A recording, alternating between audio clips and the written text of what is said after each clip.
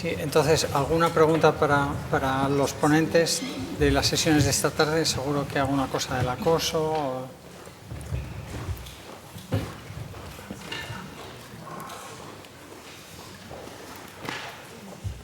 Sí, hola, buenas tardes. Para el doctor Grosself. A ver, Daniel es un niño de 8 años que no tiene ETS1, pero desde el servicio de cardiología del Hospital de la Vall d'Hebron le han dado de alta, con lo cual actualmente no está haciendo ningún seguimiento cardiológico. ¿Es recomendable que continúe con algún seguimiento cardiológico o no? ¿Tiene alguna malformación cardíaca? No. No heart disease. So he's concerned because the deletion. I'm sorry, there are a couple things. La deleción incluye a ETS1. Sí, la deleción incluye. The deletion includes ETCS1. Okay, so does he need it? He's 8 years old? Yes. So if his physical exam is completely normal and he's otherwise physically fine, you know, it's a little debatable if he even needs any more follow-up, maybe once every 5 years, because there's a small chance things like valves can develop problems over time. But it sounds like he's doing great, so.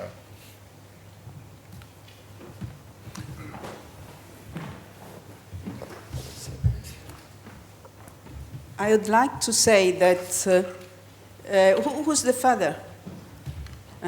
I think they should have a follow-up because some children develop not cardiac but vascular problem. So cardiovascular it must be followed. Maybe not every year, but from time to time, 2 years, 3 years, every 3 years. Okay.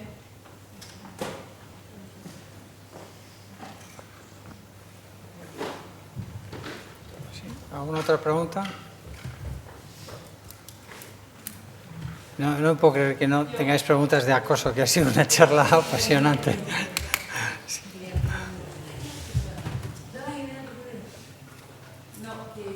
Covadonga, que si has hablado de o sea, cómo abordar el acoso tanto en el colegio como desde las familias apoyando al propio niño y demás, pero no, a mí me ha faltado una mención de, porque yo, por ejemplo, que tengo otros niños, sí me gustaría saber cómo a lo mejor unos valores o una forma de educar a un niño normal para que no caiga en el acoso a otros niños, que también es un poco, ¿no? ¿Hay algún, no sé, alguna pauta rápida, resumida en cómo? Claro, depende un poco de qué nivel estemos pensando. O sea, una parte de lo que estamos haciendo ahora nosotros aquí en la Comunidad de Madrid es intentar introducir esa parte como más de educación en valores y que sea primordial lo que ha estado también hablando Estela relacionado con la promoción, ¿no?, de respetar la diversidad, de admitir que todos somos diversos desde muy pronto. Entonces, esa es una parte que yo creo que tiene que estar incluida en los programas más que muchas cosas que están a nivel académico y que probablemente pues, no aporten tanto. Entonces, desde ese nivel nosotros estamos peleando bastante que se cree una visibilidad y una normalización de las diferencias, porque eso es realmente lo que ocurre y ocurre con estos chicos, evidentemente es lo que a mí me preocupa más, pero ocurre también, por ejemplo, con las cosas homofóbicas, ¿no?, que desde niños ya muy pequeños están señalados. Yo creo que en algunos casos concretos, yo tengo alguna paciente, por ejemplo, en el que también ha beneficiado cuando se ha visto una situación, una paciente que tenía yo, por ejemplo, que casi no se le notaba físicamente que tenía un síndrome, pero tenía mucha torpeza en el ámbito social, se metió en muchos líos sin querer, porque ella se quedaba callada, no sabía decir nada y sus amigas pensaban que lo hacía porque estaba cogiendo información para luego soltarla en otros sitios, ¿no? Y acabó en una situación de acoso muy, muy difícil. Y ahí funcionó, por ejemplo, hablar con la clase y explicar las dificultades en el campo social que tenía esta chica para entender por qué reaccionaba de esa manera que para los demás resultaba tan rara. Entonces, en algunas ocasiones también es útil, de forma dirigida, pues decir, en esta clase hay un chico con TEA, ¿no?, pues explicar en qué ámbitos tiene dificultades este chico. A nivel general, yo creo que tenemos que cambiar la sociedad, y esto ya es un poco más utópico, pero creo que cuanto más lo oigamos y más lo digamos, hay más posibilidades de que se consiga, ¿no? Un poco lo mismo de la pirámide que he dicho antes, ¿no? O sea, hay que intentar a nivel social, a nivel escolar, y luego ya si hay una situación de acoso escolar, nosotros intentamos funcionar, como os decía, más interviniendo a través de los compañeros, el que esté con compañeros que tengan un efecto beneficioso. Hay gente que son líderes natos, que no son líderes tóxicos, ¿no? Entonces hay que utilizar a esos líderes para sacar al chico de la situación de acoso. Pero realmente, y muchas veces no vale nada dar una charla si ya tienes 14 años que te digan que tienes que respetar, hay que empezar muchísimo antes. O sea, que yo creo que la clave sobre todo es en preescolar, desde mi punto de vista. Y luego asumir que tampoco vamos a conseguir un 100%. Apoyo desde casa, o sea, sí. como madre de niña discapacidad, De niño. madre, para que mis hijos no caigan en acosar a niños.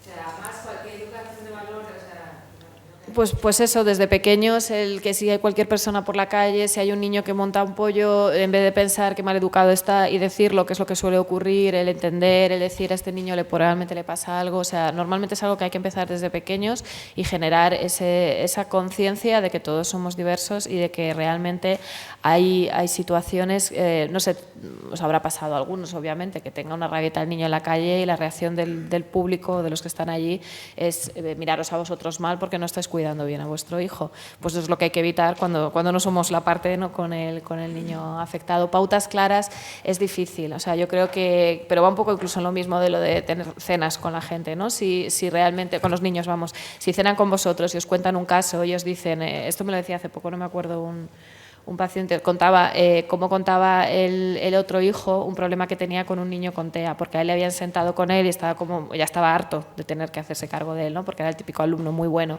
Y eso, si tiene la posibilidad de expresarlo, le podemos ayudar a entender por qué esa situación es tan difícil, por qué él tiene que estar ejerciendo esa.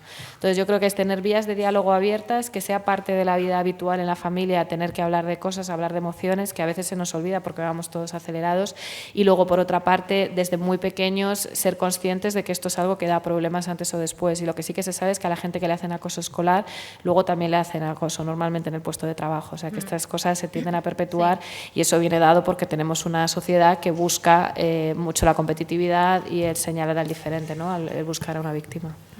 De todas formas, yo creo que en las familias en las que hay un hijo, un miembro con alguna discapacidad, hay mayor sensibilidad y un cierto afán de protección de los hermanos que ya, o sea, tienen ya la empatía, todo el trabajo de empatía ya lo han hecho, ¿no?, respecto a otros críos que tengan completamente, o sea, normalmente tienen mucho una más situación de inferioridad. Sí, Yo, si me permitís, que trabajo en un aula con trastorno espectro autista dentro de un colegio público, puedo decir que es fundamental lo que está diciendo Covadonga. O sea, yo creo que, y dentro de una casa es fundamental, ¿no? Pues hay cuentos en valores, trabajo sobre los valores, pero de verdad explicarlos, ¿no? Porque a veces los leemos y los niños no sabemos si realmente los han comprendido, ¿no? O sea, incluso dramatizarlos, hacer el cuento que le puede pasar al niño, poder también hacer la parte de hay algunos cuentos, ¿no?, que a veces algunos niños en donde son torpes por repetir esa parte torpe para poder desde la familia comprender qué pasa, y después los propios padres hacer esa torpeza para que el niño pueda comprender. Está todo el trabajo de la empatía, la comprensión, y el trabajo tan importante de darse cuenta de lo que cada uno necesita, y eso no deja de ser un aspecto fundamental para poder comprender lo que le pasa al otro, porque para poder nosotros desarrollarnos emocionalmente primero necesitamos comprender nuestras emociones, y este es un poco el paso de a veces ser un poco torpes o hacer las cosas desde el error, y no tanto de sentir que somos seres perfectos, porque no lo somos, ¿no? Somos seres imperfectos, y el trabajo que hacemos en los colegios en ese aspecto va muy centrado en esa línea de trabajo, de comprender al otro por encima de todo, y no somos nadie más que nadie. Si ese trabajo lo haces desde infantil, pues es una pirámide, así es, y camina desde siempre bien. Vamos, yo lo siento así.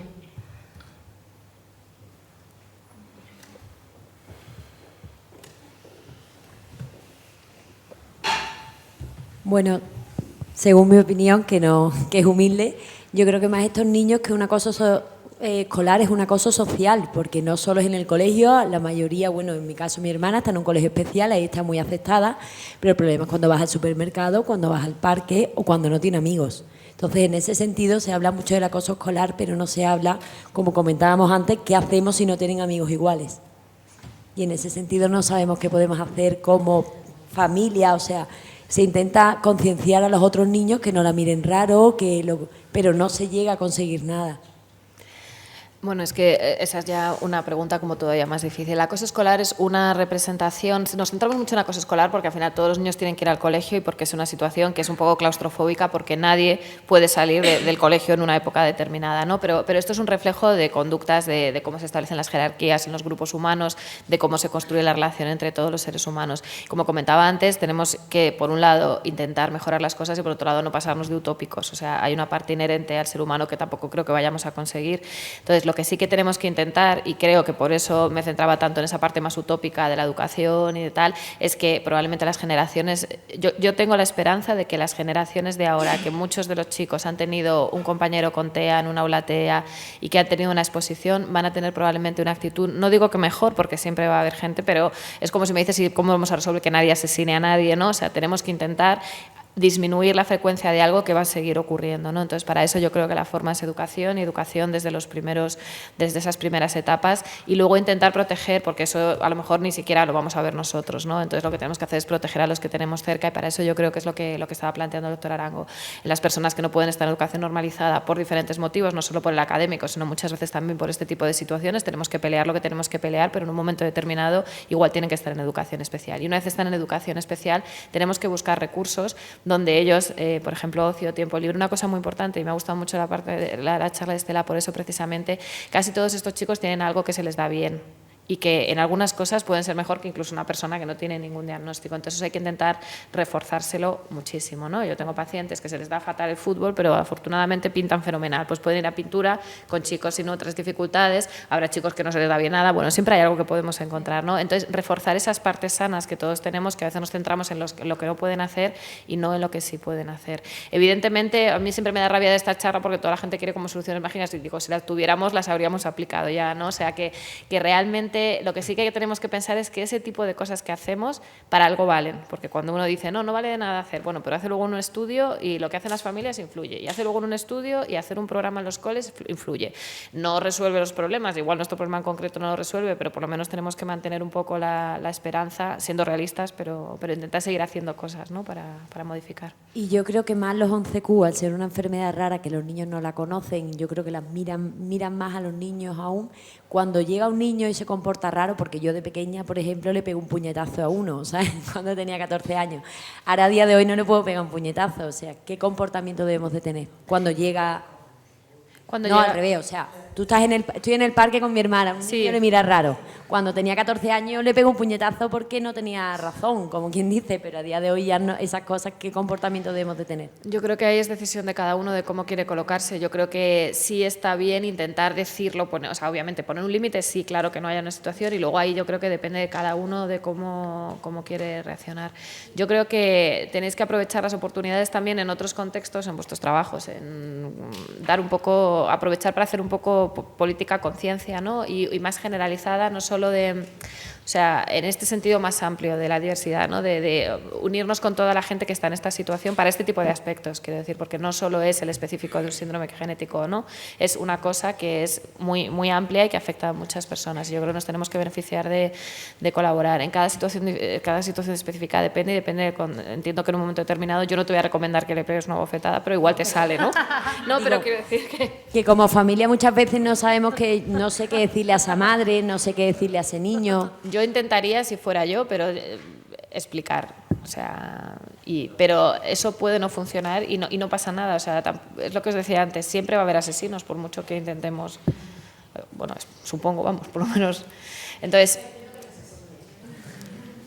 no, pero es un poco a lo que os me refiero. Quiero decir que es que estamos asumiendo que, imaginaros, o sea, por muy bien que funcione absolutamente todo, imagínate que tenemos el mejor programa contra el acoso, educamos a todo el mundo bien, no sé qué, siempre en todas las cosas hay un outlier, cualquier cosa, ¿no? En cualquier tratamiento, tal. Entonces, eso no nos tenemos que centrar en eso, intentar toda la parte, que es mejorable, intentar intervenir en eso. Yo intentaría hacerlo porque a lo mejor de 25 personas a las que se lo explicas hay una en la que cala, y eso a lo mejor sí que modifica cosas, ¿no? A lo mejor no para tu hermana, pero sí para otra gente que se encuentra esa familia, ¿no? Claro, y sobre todo que muchos niños de aquí, cuando sus hermanas crezcan, pues les pasará lo mismo igual. Sí, y a todos sus familiares. Bueno. Sí, en alusión a lo que dice Bianca, ¿no? Que dice de que los hermanos. hasta este momento hemos hablado de cómo proteger a nuestros niños, pero cómo proteger también a los hermanos contra este bullismo, porque ellos también sufren de bullying en el colegio. Ah, tú eres la hermana de la tonta, tu hermana es tonta. Entonces, tu hermana llega a la casa destruida emocionalmente. ¿Cómo la puedo ayudar? Yo le he cambiado de colegio, porque eso es lo que me han aconsejado. Cámbiala, así ella se hace una vida en el colegio donde está, y no es en el colegio cuando estaban juntas era la hermana de Angélica la tonta. Ahora donde está es ella, es Sofía. Pero ella sufre de eso. Eso es una opción, o sea, cada caso es un poco diferente, como podemos decir todo el rato de todas las cosas, ¿no? Una cosa, lo hablaba antes con algunas personas aquí, una cosa que creo que es importante y que a veces no prestamos suficiente atención es a los hermanos. O sea, los hermanos es una necesidad que se repite cuando hablas con familias, con pues, chicos con TEA, chicos con metidos Q, o sea, los hermanos muchas veces son los grandes olvidados y ayudan muchísimo en el cuidado a sus hermanos, pero muchas veces ellos se quedan no descuidados porque estamos pendientes de ellos, pero no encuentran su propio espacio. Entonces, esa pregunta es muy pertinente. La forma de manejarlo depende muchísimo. Hay colegios donde si uno lo plantea se pueden hacer determinadas cosas y muchas veces no se puede hacer nada. La opción de que estén en otro colegio, si es algo posible, a veces es bueno, porque esa persona, el hermano, que muchas veces no tiene su propio espacio, de repente si es protagonista en un sitio, cuando está en casa cuida de su hermano, cuando está contigo habláis de su hermano, entonces le dais un espacio en el que no está. Pero depende de los casos. Hay casos en los que es preferible que siga o no podéis permitiros otra cosa y tampoco es que eso vaya a ser malo para... Lo que sí que tenemos que darles es un espacio y un poco lo mismo, tener oportunidades de que estos chicos aprendan a mostrar sus emociones, que no nos las van a mostrar, porque los niños, y sobre todo cuando ya son adolescentes, a lo mejor lo que hacen es pegarnos 4 gritos y en realidad lo que están es pasándolo mal por alguno de esos tipos de situaciones. Sí, mi hija, por ejemplo, quiere hacer las cosas perfectas, como para decir, ¿no? Lo que no te das, Angélica, te lo doy yo. ¿No? La satisfacción que Eso no te da Angélica, son yo mamá soy buena, ¿no? Son las dinámicas familiares, pero por eso es importante y por eso en un momento determinado todas las, si veis las diapositivas que tenía el doctor Arango, al principio es como apoyo parental, pero luego es apoyo familiar. Apoyo parental porque cuando el niño es muy pequeño los que hacen todo son los padres, pero luego llega un momento en el que todo tiene que ser un sistema, tiene que ser una intervención sistémica en toda la familia, porque evidentemente todo y tenemos otros menores que también están en situación de alto riesgo de que lo vayan a pasar mal y también tenemos que cuidarlos, no solo al chico que claramente tiene un diagnóstico, claro. Muchísimas gracias.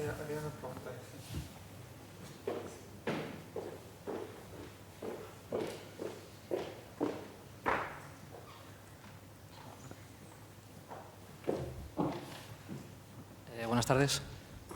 Hola, sí. Bueno, esta es una pregunta para Estela, pero bueno, por extensión también para Paul y para Sixto. Según has citado, Estela, en el mundo anglosajón, en otros países, la musicoterapia constituye una carrera, una disciplina, digamos, normalizada.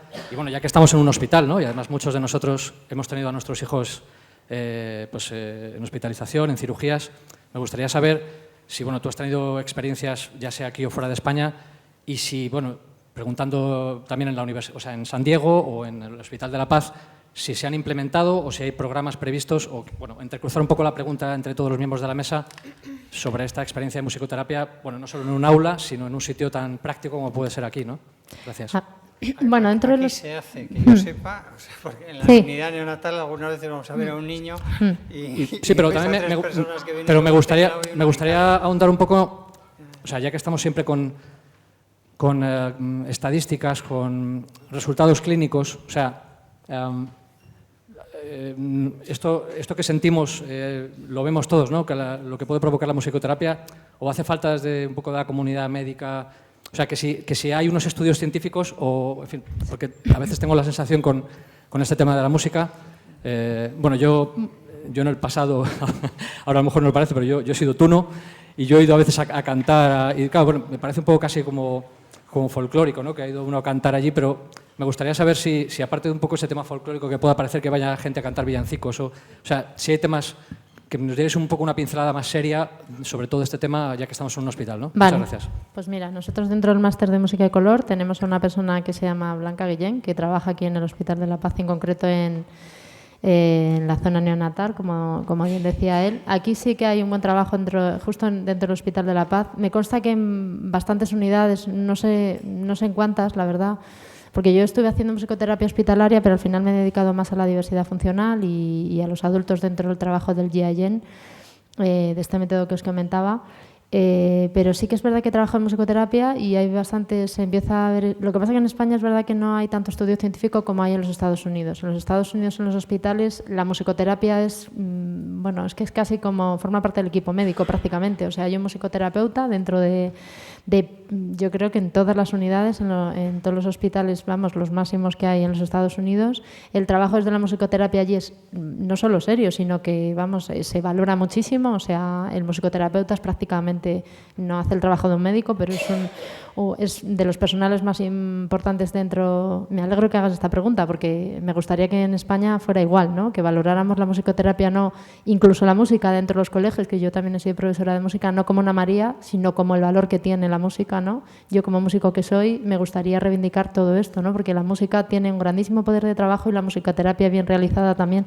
Entonces, dentro de los hospitales, respondiendo a la pregunta, ya empieza a haber trabajo dentro de ellos de musicoterapia. Nos ha costado mucho, todavía hay gente que hace trabajo dentro del Hospital de la Paz. Me parece que aquí en concreto no se les ha, creo que no es un trabajo más de estudio, un poco de investigación y de estudiantes que hacen el máster de musicoterapia de la Autónoma, que vienen aquí a hacer prácticas. No sé si está remunerado, pero me gustaría que estuviera remunerado en todos los hospitales, que entendamos que somos personal biosanitario. Nosotros estamos abogando por esto en concreto dentro de España, y muchos de nuestros carteles queremos que se reconozca la musicoterapia como lo que es, un trabajo muy importante, dentro de un hospital fundamental, dentro de un colegio fundamental, que no está ahora mismo, salvo en colegios concertados, en privados se hace musicoterapia, pero de manera muy eventual, y que de verdad cada vez haya personas más formadas y también desde la burocracia, el Estado, la Administración, la Comunidad de Madrid, no sé, todas las personas o centros privados que comprendan el valor que tiene y el desarrollo que tiene a nivel cerebral, en todas las áreas, ¿no? Porque el ritmo es movimiento. Y si entendemos ya simplemente esto, ya habéis visto en los vídeos lo que se puede hacer con un trabajo bien realizado en el desarrollo de todas estas habilidades y capacidades. Y lo que decía Covadonga, estoy de acuerdo que todos tenemos una habilidad, y esa habilidad en muchos de los casos es musical, porque es que todo el mundo nace siendo musical. Ya lo descubrió Suzuki, un grandísimo músico, que desde los 0 años sí hacemos trabajo musical, todo el mundo tiene oído absoluto, o sea que no es nada que no esté probado, y además lo descubrió un músico y un pedagogo importante. Pero volviendo a la pregunta, sí, se empieza a tener ya trabajo entre los hospitales. Todavía no hay la rigurosa investigación científica, porque se tendría que, me imagino, poner el suficiente dinero, la inversión para poder hacer esta investigación. Nosotros con el GIN, ya que empezamos a ser unos poquitos más en España, vamos a hacer ya dentro de poco una convención dentro del Congreso de Psicoterapia, que os informo que es en octubre, el 18 y 19. Si estáis interesados podéis asistir. Va a haber ya cada vez más investigaciones dentro de la musicoterapia, en donde vamos a exponer este trabajo y en donde queremos que cada vez más se haga la suficiente inversión para poder ese trabajo musicoterapéutico. Pero es verdad que a día de hoy todavía no hay el suficiente apoyo económico, ni dentro de los hospitales ni en otros centros, a no ser que sean centros privados, como el único que tenemos en Madrid de musicoterapia, con estas características psicológicas, que se llama Música y Color, que estamos intentando hacer el mejor trabajo posible dentro de la mayor seriedad para poner la musicoterapia dentro del poder y en el estatus que tiene que estar, para que se reconozca el valor que tiene y todo lo que desarrolla dentro del aspecto psicológico musical. Así que gracias por tu pregunta, te agradezco un montón, y espero que esto, pues no sé, yo sigo abogando por esto y que de verdad siga muy presente en todos los hospitales, porque es fundamental dentro del trabajo. Sí, es verdad que Mireia Serra hace poco en el Hospital de San José sacó su doctorado en oncología, y ahí ya empezamos a tener pequeñas investigaciones que hablan del trabajo sobre el cáncer o en neonatos, pero todavía necesitamos más investigaciones dentro de la musicoterapia, y que el Estado o los hospitales o, no sé, las administraciones pertinentes pongan este dinero para poder hacer esta investigación que realmente ayude a que la musicoterapia esté en el lugar que tiene que estar.